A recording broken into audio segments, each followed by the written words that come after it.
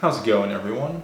Sorry to leave you on that kind of open-ended question at the end of the last video, but I'm back with the follow-up to that, specifically discussing the misperceptions of weight status in the United States military.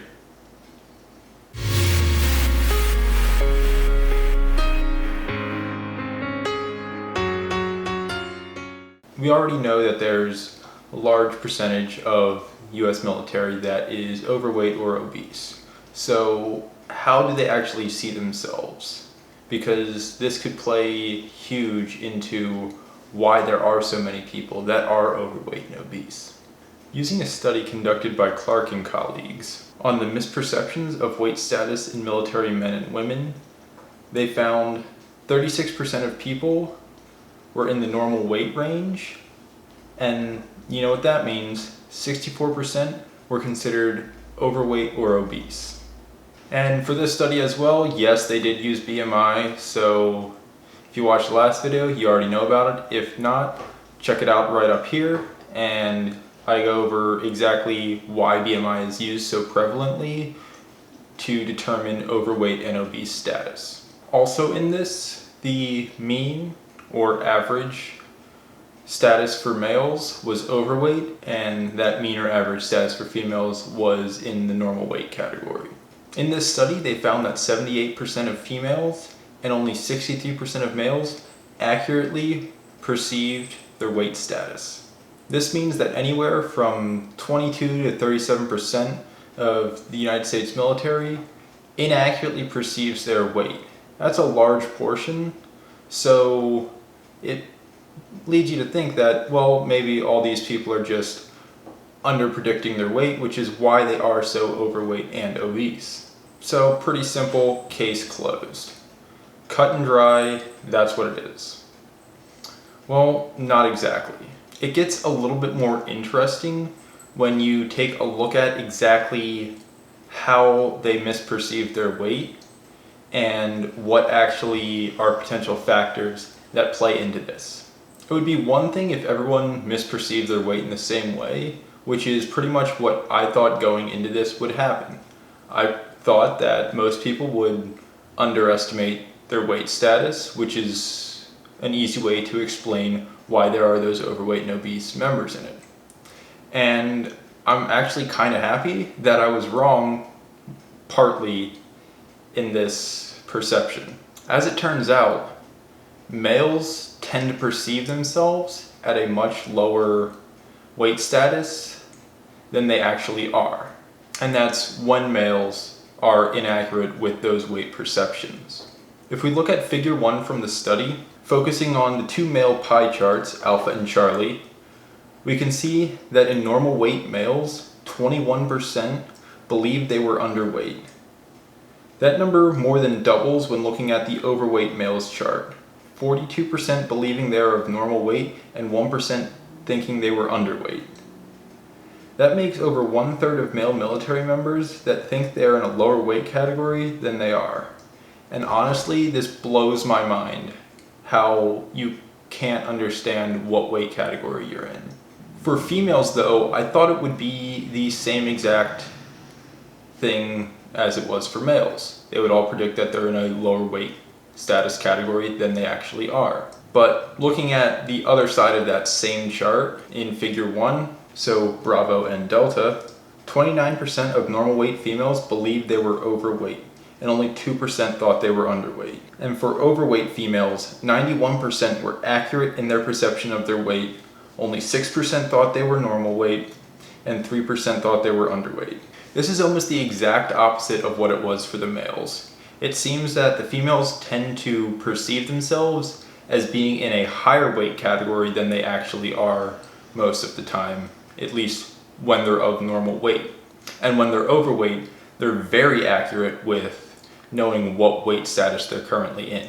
So even though there is such a difference between the male and female splits on it, sex wasn't actually determined as a significant predictor of accurately perceiving your weight status. So what were the things that actually were good or accurate predictors of a member's weight status? There are only two independent variables that actually met the criteria for being accurate predictors of a member's weight status. Those two being education and trying to lose weight.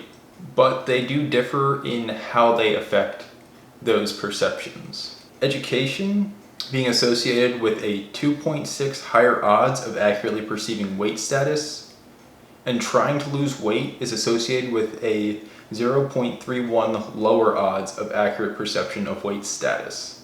This would lead to knowing that more educated members tend to be better at predicting their weight status. Another study by Breland et al. Titled Weight Perceptions and Weight Loss Attempts, Military Service Matters. This was published in 2019 and found that people with prior military service were 1.44 times more likely to underestimate their current weight status than those who had no military experience at all. And it also shows that people who underestimate their weight status are less likely to participate in weight loss programs or make an attempt to lose weight. And as much as I'd like to say this is the answer, people just need to educate themselves and then they'll be able to better predict their weight and they'll be better off. But that's not really what studies end up showing at all.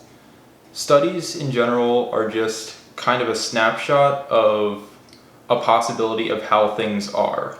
It uses data to back it up, but because it's hard to get a large enough sample size to actually make a determination across a much larger population, all the studies are kind of just building blocks.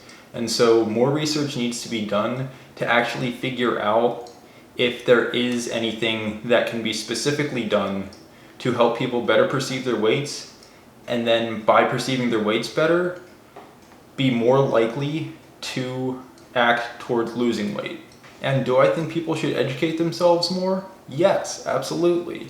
But do I think that having them educate themselves is actually going to make them better estimate their weights and perceive themselves in the correct weight status? Absolutely not. It's not as cut and dry as that, and it never will be. Like anything else, if people don't take an interest in their weight, they're not going to care one way or another if they're overweight, normal weight, underweight. It doesn't matter to them because they don't care. They're just going to perceive themselves as a certain way, and that's just going to be it. But if they do take that interest in themselves, they can actually make progress. So at some point, you kind of just need to step back and look at the numbers of it. If your weight puts you at overweight, regardless of what you think, you're overweight.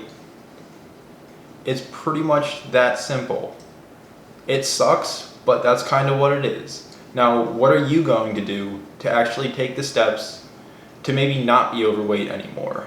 Maybe work on getting down to what's considered a normal weight. And with these normal weight categories, for the majority of people, you're going to be significantly healthier and have fewer health problems in this category. It's not saying that this is what you're expected to be, it's this is what's healthier for you. So you should probably be in this weight category so that way you can be healthier and have fewer problems. This kind of got a little off topic, but the big takeaway from this is find out where you actually stand on this, and then once you figure that out, actually take steps to make a change and do something about it. Just because you perceive things one way doesn't mean that's what reality is. It's unfortunate, but that's how reality works. And hopefully this provided a little bit of insight into how people actually perceive their weights. And so maybe it'll provide a little bit of information, or you'll be able to do some research on your own looking into it. And I came into this expecting everything to be a certain way and everything to just be like exactly what I thought throughout this. And a lot of it wasn't. Like, I didn't expect for there to be such a high prevalence of female members that ended up predicting that they were overweight when they were at a normal weight. And I also expected women to misperceive their weight a lot more than the men.